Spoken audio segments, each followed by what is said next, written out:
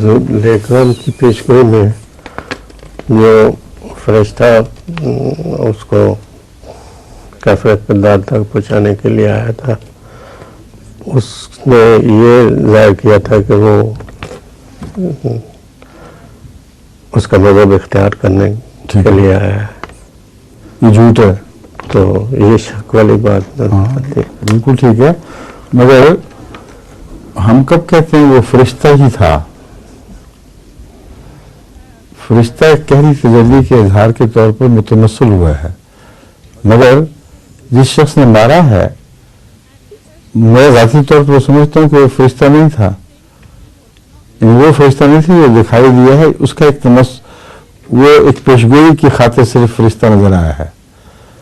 और कोई शख्स ऐसा है जिसके दिल में ये बात डाली गई कि तुम इस जालिम को मार दो, और उसको बचाने के लिए अल्लाह ताला ने कोई ऐसा सामान किया है जो हम अभी तक नहीं समझ सके।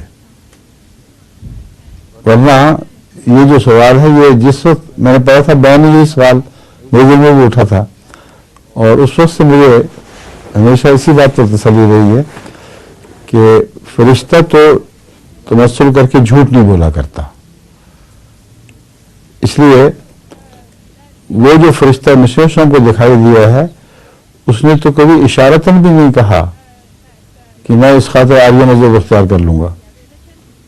ये कहा उसने? नहीं। वो तो एक बड़ा क़ाहरी फरिश्ता है जो खुलम खुला उसको कत्ल करने का इरादा लेकर उठा है। तो फरिश्तों के इरादे इंसानी तबीयतों पर असरअंदाज हुआ करते हैं, और उनके ताबे फिर उनके अंदर जोश पैदा होता है, और उस शख्स की अपनी अखलाकी हालत इस मेयार की नहीं होगी जिसको चुना गया है। आखिर कत्ल के काम के लिए भी कुछ मिलता जुलते मिजाज का आदमी चुना गया होगा, और उसने फिर अपनी तरकीब की है,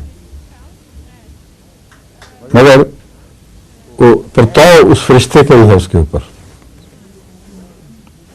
कई लोग फरिश्तों के ताबे उनके तासुर के नीचे काम करते हैं, लेकिन आपके ज़ाती नफ्स की कमजोरियां भी बीच में शामिल रहती हैं। तो बहरहाल मेरे नज़दीक तो यही जवाब है। अब अल्लाह बेहतर जानता है क्या सूरत है।